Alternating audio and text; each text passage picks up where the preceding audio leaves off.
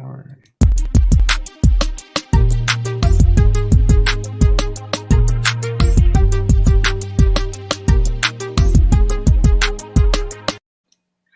Good morning or afternoon, depending on where you join us. It is my pleasure today to be able to talk to one of the top fundraising auctioneers and consultants in the country. He's one of my best friends. You guys will enjoy listening to him. Ladies and gentlemen, please help me welcome Bobby D. Ellert, currently from New York, but he travels all over the country. Bobby D., tell us a little bit about yourself. Hey, Tony, thanks for having me on. I'm really excited to be a part of this broadcast. I've seen you going live, and I was like, man, I got to get on that show. So I just made the call. So thanks for having me. But yeah, just a little bit about myself. I've been an auctioneer for almost 20 years, the second generation auctioneer. I'm a world champion auctioneer. And I met Tony, I don't know, was about 10 years ago, I think. And Pretty close. our paths are quite parallel within this, that we love helping nonprofits raise money and we love doing fundraising events. And now here we are in this kind of new world in which we are both having to evolve and move into a more of a virtual space. So I'm really excited to be here in this virtual space. I mean, you being in St. Louis and me being here in New York, and we're able to hang out together. We haven't been able to do this in a while, Tony. That's right. It's definitely not the same as the in-person experience, but this is what nonprofits are dealing with right now. Right. It's pretty close. Pretty close. So the difference is a lot of the nonprofits are turning to people like me and yourself as to the guidance on how to do this. Right. Before, 6 weeks ago, this wasn't even an option where we were talking about the new normal for the fundraising. That's right. I want to hear, especially from you, being in New York, fundraising galas in New York are tremendous. Right. I think we talked about it one time where you said pretty much every night of the week, there's somebody fundraising in New York. Yep. In a gala style event. Totally.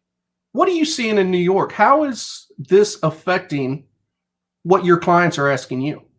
Well, what's really happening now is, I mean, especially in New York and in New York City proper, I mean, everything's at a standstill.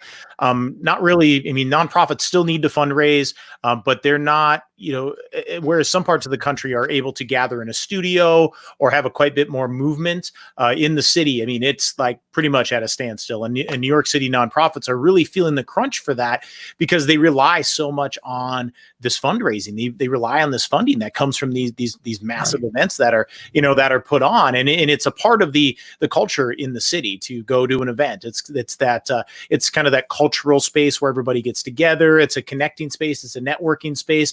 But it's also a space for people to, to do good as a community. So it is really, really changing, within this. And like many nonprofits across the nation are making that evolution into a virtual space. So we are having conversations and we're planning.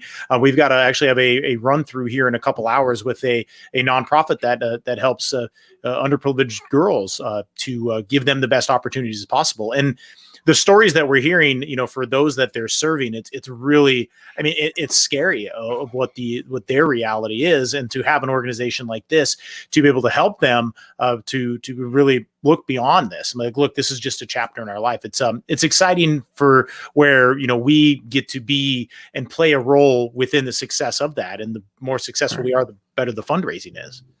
Right. Yeah. So I understand my clients here in St. Louis, in this area, a lot of them are still skeptical, still not sure of the virtual gala. Like, wow, what is this? Right. We're working hand in hand with a couple people around here to be able to create that and build to that. Right. For you, virtual galas is something that we've talked about earlier as progression. Mm-hmm. Do you feel that a virtual gala is going to replace the in-person gala totally? No, not totally. I mean, right now it fits a space that's very much needed in this world in which, people are like, we can't go anywhere. We have to be safe at home. We have to just be in our space, and the virtual gala does fit that niche. But where we're going to see this is we are going to be able to gather, hopefully sooner than later, but then within that, it's going to create a kind of a hybrid opportunity in which there is the live gala is going to happen, and there's those that are willing to go out into the public space and be there, and then us, being the fun, fundraising and all of that. But then there are those that don't want to take that risk. They want to stay at home, but they still want to be engaged with the event. And how do we incorporate a virtual kind of experience in with that live experience, and and combine those together?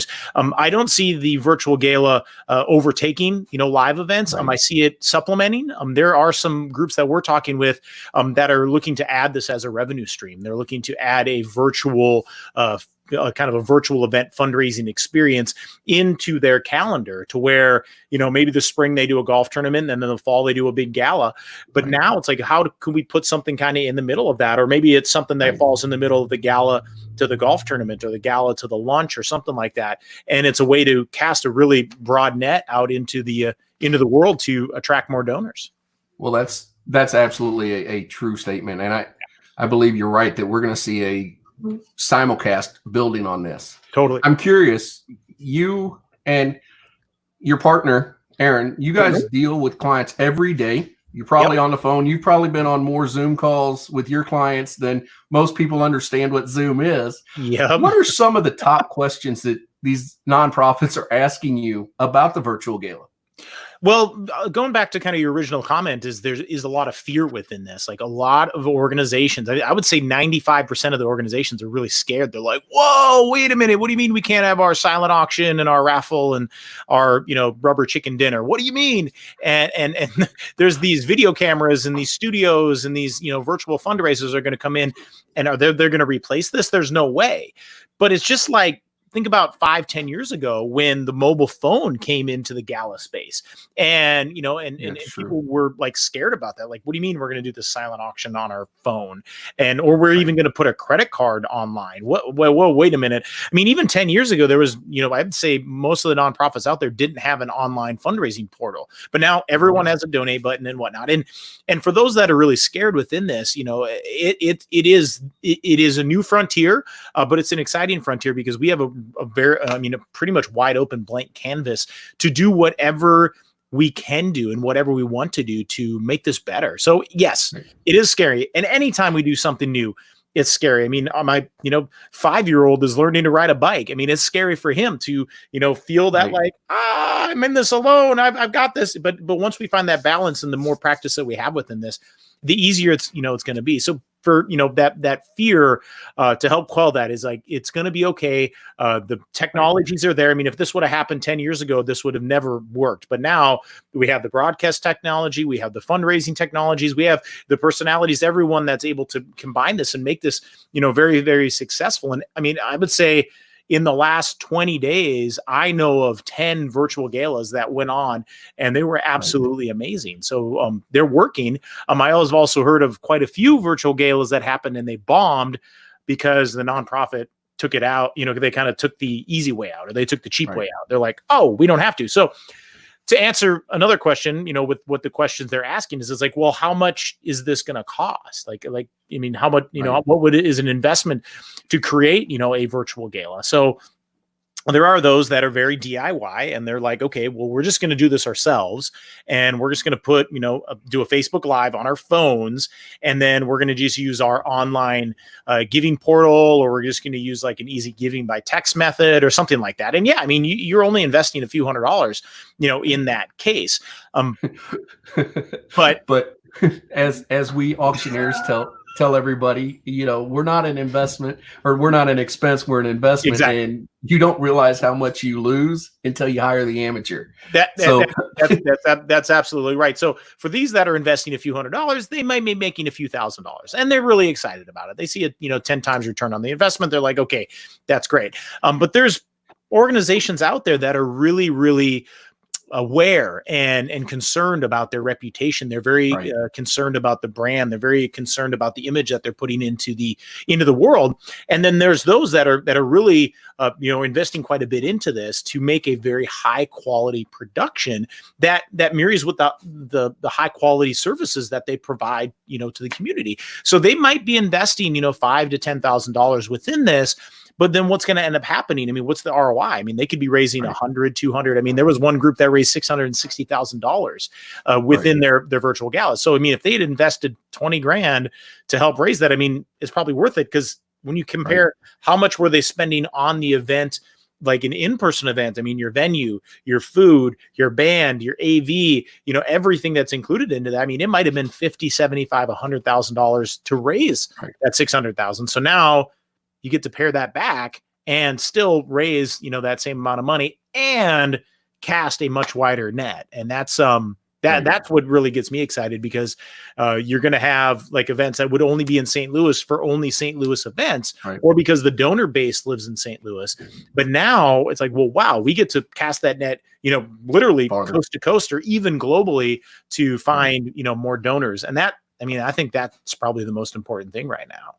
I think it's fun because now you can share while you're with the gala. You can share and say, hey, this organization means a lot to me. Jump in and watch. Have fun with this and what have you. I want to put a real quick caveat in here for those organizations that join in. Bobby and I are mentioning potential numbers. We are not in any way, shape, or form guaranteeing that if you go with a virtual gala, you're going to make any type of money. We are, however, saying that if you are willing to invest the money, the chances for a higher return on investment are there.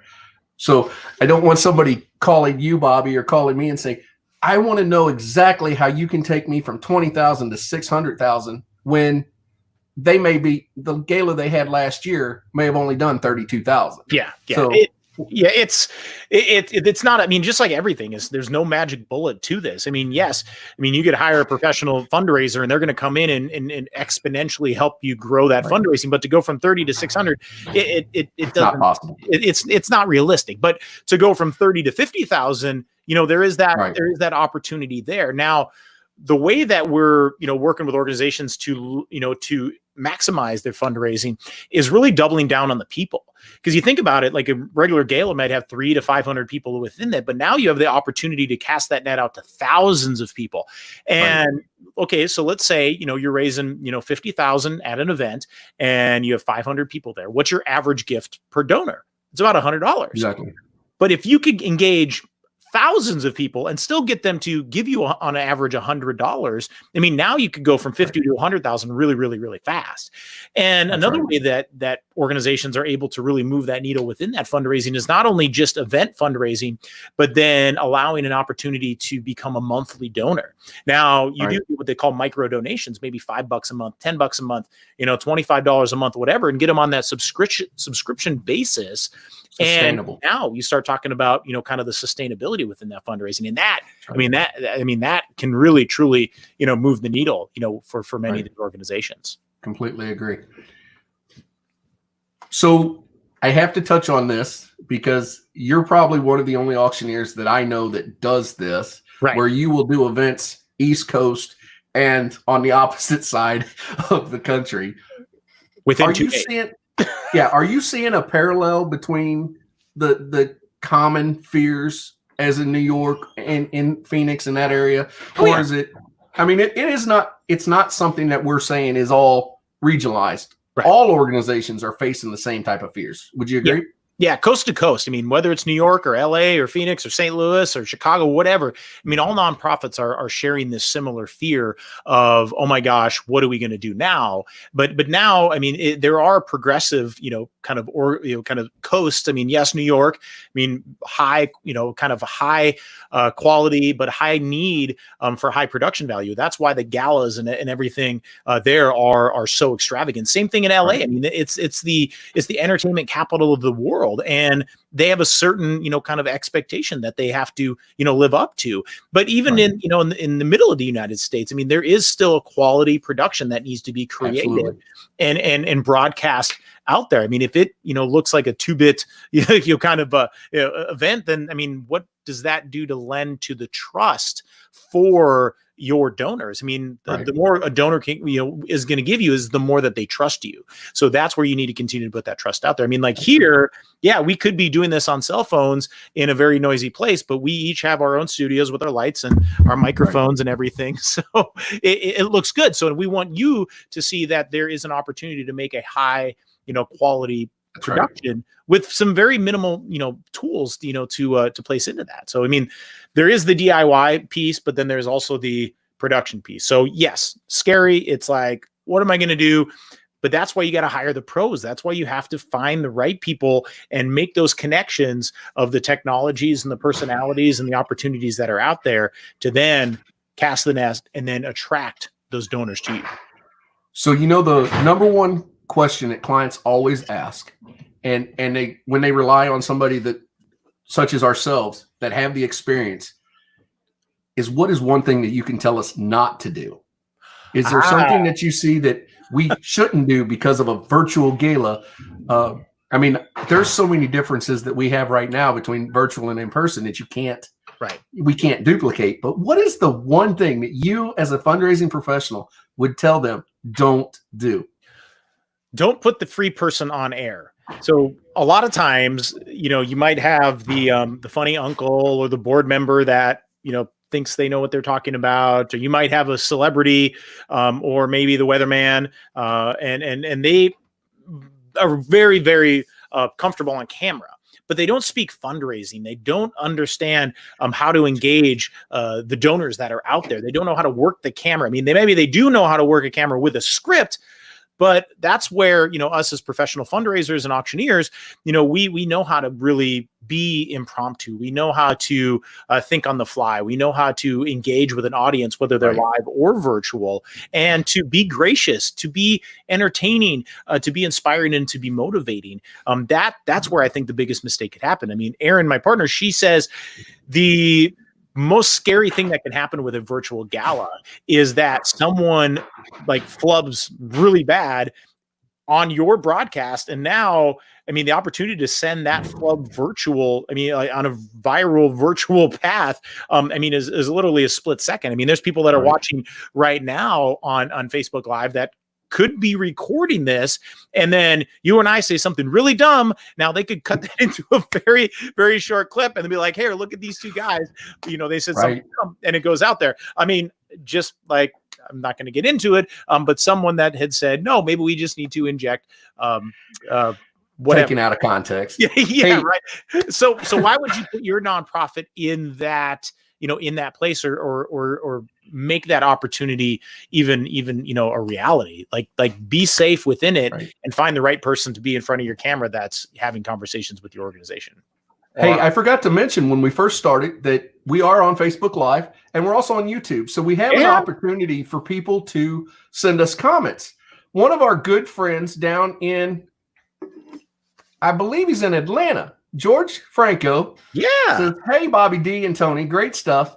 He wants you to speak of the run of the show and the differences of both of us to speak of the differences of the run and show and time frame." And he says, "Bobby, how are you working with the production crews to produce the event?" For sure. So let's talk a bit about kind of show flow at first. So like with a standard gala, you would have, I mean, your entire program might be 2 hours. I mean, from once people enter the ballroom to when they leave, I mean, it could be 2, maybe 3 hours of what that is. But then taking our virtual experience and really, really condensing that. I mean, we're in competition with Netflix. I mean, how long is a Tiger King show? 23 minutes. So that's kind of the attention span of most viewers at home, whether it's on the cell phone or on a laptop, however they might be watching that. It's creating much more condensed content. You have to have your welcome. You definitely have to have your sponsorship recognition. You have to have those inspirational stories. You need to make that call to action. You need to have those engagement components within that, and then also some entertainment elements there. So I mean, that's a very simple. You take your run of show for what a gala was, and then really condense that down. One joke that we're having with a lot of organizations is that the virtual gala is the most hated parts of an actual gala, where people they I mean, the reason I like going to galas is they like the food, they like the people, they like the mix, they like the mingle, but the thing that they don't like is sitting there for the program. But now we're going to create a virtual gala and make them sit through 30 minutes of a program. That's absolutely true. It needs to be good. It needs to be good. So that's kind of the run of show of what we're creating in a very condensed way. The second part of George's question is, how are you working with the production crews to produce the event? I'm gonna ask George if he's still watching in to maybe clarify that, and we'll get back to that in a minute. I don't want him to think we missed that. I know I have a company here in St. Louis that I've dealt with and working with, and even with the order of no more than 10, stay 6 feet apart, they have an actual studio. Right. Obviously, I have my studio here in my house, whatever, but they have a studio that we could have the people there, and still be in that point.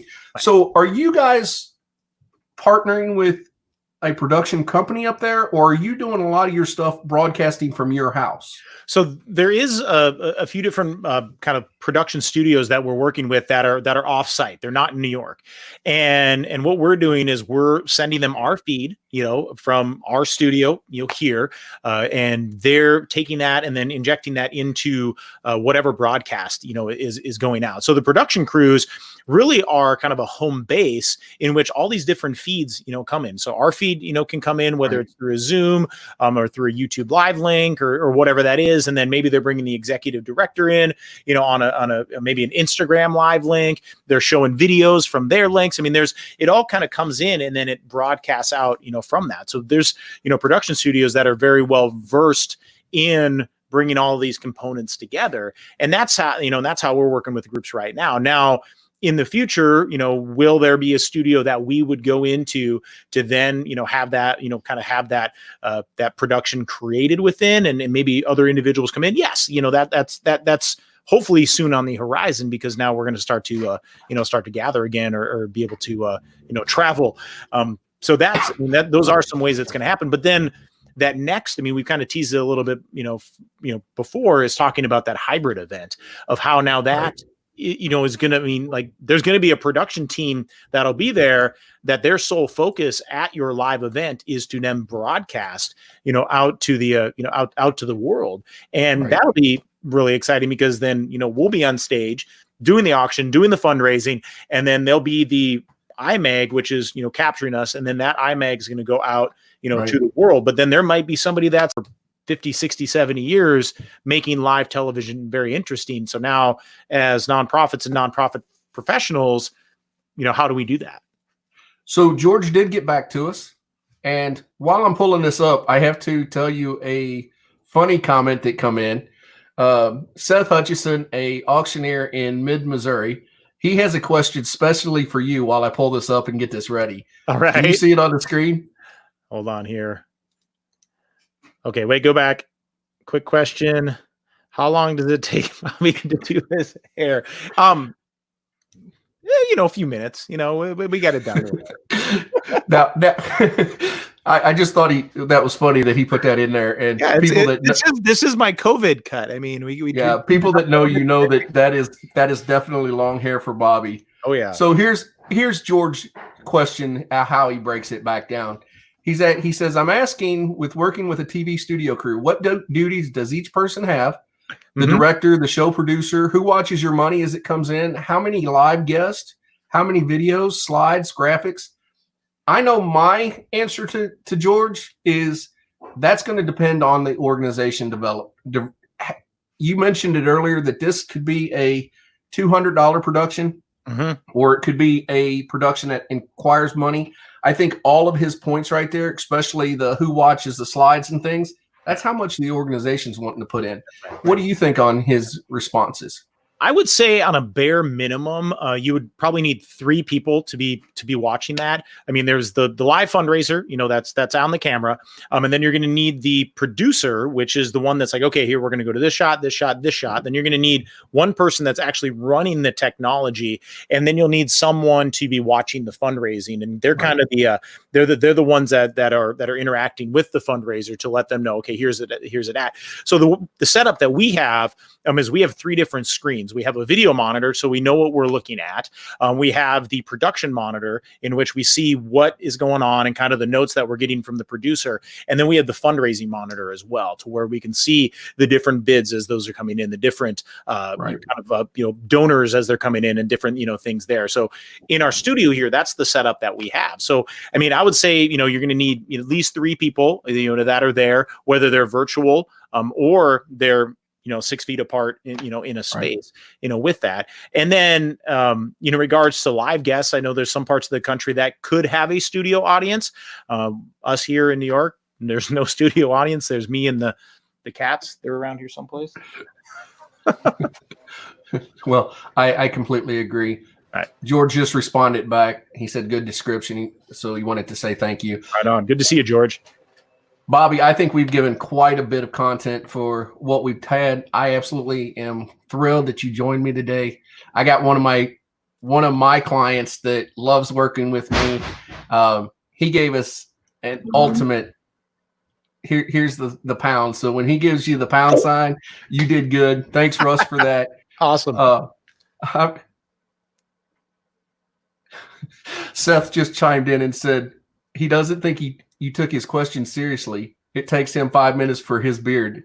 So right. That is a pretty mighty beard that Seth has. So yeah. But again, thank you so much for taking your time. I know this is confusion for everybody. It's video call after video call, and being able to sit down and share ideas with somebody that's in the same element as me, kind of awesome. I love the idea of us getting to talk to be able to share the content, because we both work to help clients, and then we also help to build each other.